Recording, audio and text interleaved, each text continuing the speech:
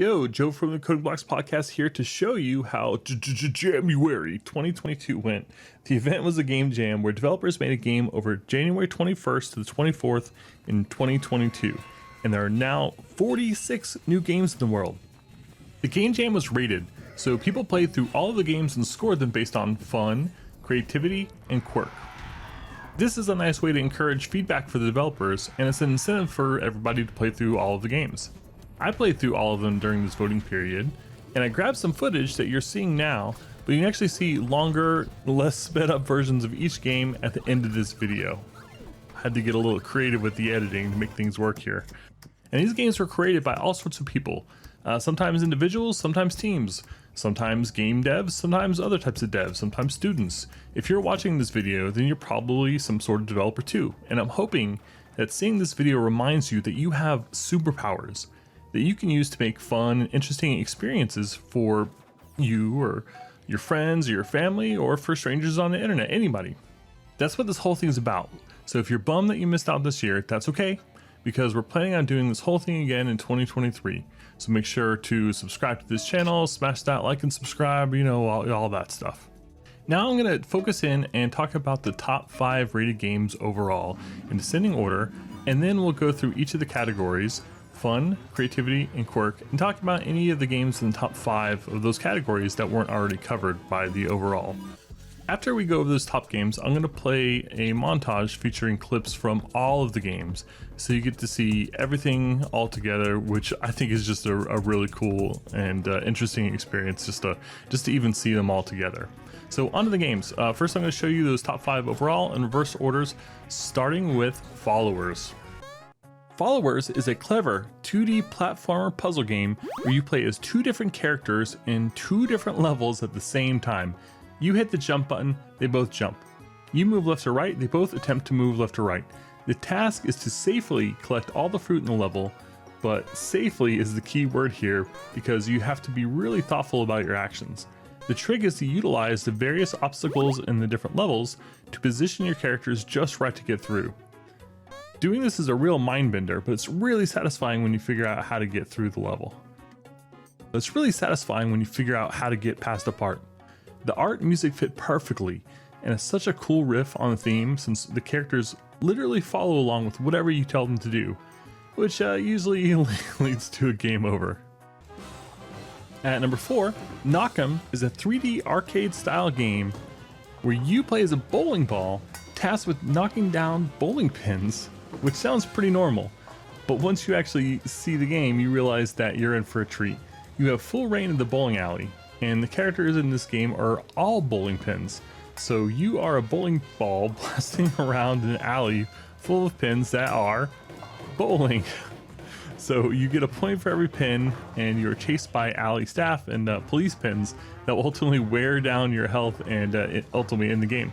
The action is frantic and fun and funny, and there's a lot of attention to details and little gags littered throughout the game. So my favorite was 2 pins that come out with a stretcher to collect the pins that you've knocked over. It was a lot of fun. Number 3 was Just Down the Hall. Just Down the Hall is a spooky 2D action platformer, and in this game a deadly shadow is following behind you. It jumps when you jump, and if you clear an obstacle, then the shadow, which is a little bit behind you, will probably plow into it, slowing it down. Now if you hit an obstacle, then you slow down, and then that obstacle doesn't exist later for the shadow to plow into it, so it's going to catch up really fast. The game has a really cool split screen feature where you can watch the shadow following you and smacking into the obstacles, which is satisfying, but you need to be careful and not watch the shadow too much because you can ultimately end up messing up because things get pretty quick there at the end. And this leads to some really tense and rewarding moments as the shadow gets closer to you, and ultimately you see yourself on the shadow screen. And the art is really beautiful, so it actually feels really good when you eventually lose. Live and Evil is a 2D puzzle platformer game about a robot named Live and their shadow, Evil. And if you take a close look at that logo, you'll be able to see a clever kind of mismatch of those words, and it's really important and ties into the entire theme of the game, because in this game, you swap between those 2 characters hitting the Q button. Live walks on top of the platforms, Evil on the bottom.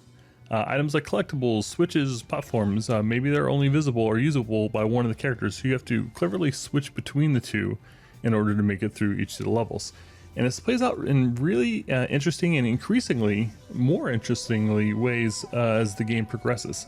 And it's kind of hard to describe, you just got to see it to believe it. So remember, links down in the bottom.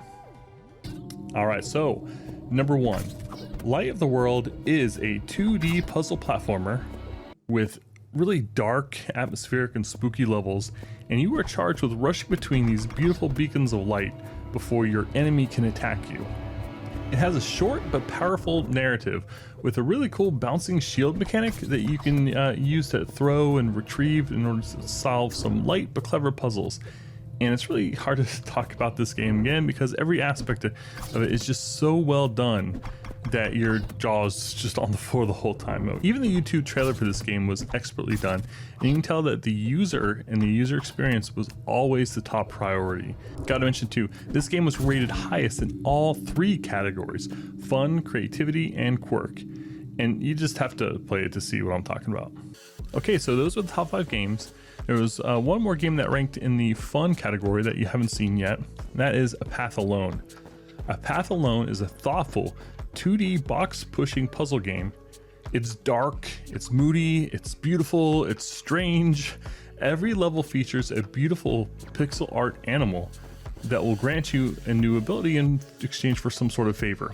The advice they give you is somber, and there's something about the music and the animations and the mood that gives these interactions some emotional weight. So you're really feeling something as you play this game, and it's hard to say exactly what that something is, and I think that's part of the fun. Once again, the amount of polish is really evident here, and you can really tell that there's a lot of focus spent on thinking what the game experience is like for the person playing it. There's a lot of care and just thoughtfulness and attention to detail that went into this game, and it really pays off. Now, there are 2 games that ranked in the top 5 creativity that we haven't covered yet, so let me show you. The first is What Am I Supposed to Do? What Am I Supposed to Do is a 2D drag and drop puzzle / action game in which the player is charged with helping a character escape from a terrifying and really cool looking windy monstrosity. And you don't directly control this character, but you do have items that you can drop into the stage in order to help that character out. For example, you drop a sword and the character will pick it up and slash what's in front of him. You drop a cloud, and if there's a long fall, the character will land softly. The music really adds to the frantic pace of the game too, and the game really steps it up in later levels where you get random items and have to quickly figure out how to make do with what you have available. It's a lot of fun. It Follows Me was a really fun and unique take on the theme where you have to thumbs up or thumbs down pairs of words based on whether the first word has the letters me and the second word has the letters IT in it. You get it? You upvote pairs of words with It Follows Me. You only have a few seconds to make each decision, so even though this is a word game, I'm probably more likely to classify it as an action game. Slapping the thumbs up and thumbs down also was really reminiscent of kind of modern social media, and given the popularity of a little game called Wordle, this game has an interesting contemporary tone to it that gives you this kind of odd feeling that you're playing like an artifact from right now. Moving on to the quirk category, we have 2 new games that cracked the top 5.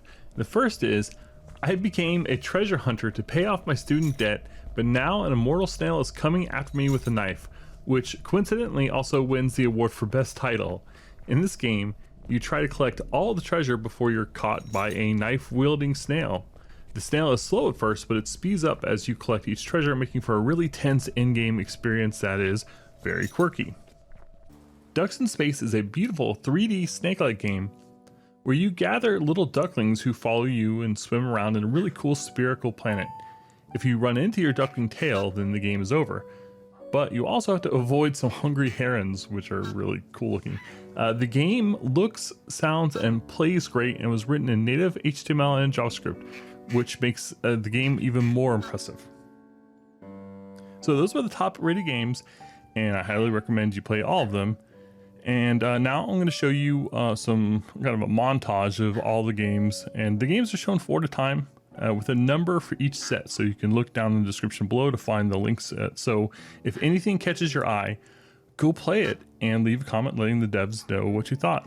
And I left the audio in for these games, so it's a little bit hectic and there's a lot of activity on the screen, but hopefully it gives you a taste of kind of the variety and just creativity that went into making these games. And so yeah, hope you enjoy watching the video and stay tuned for next year for Game Jam 2023.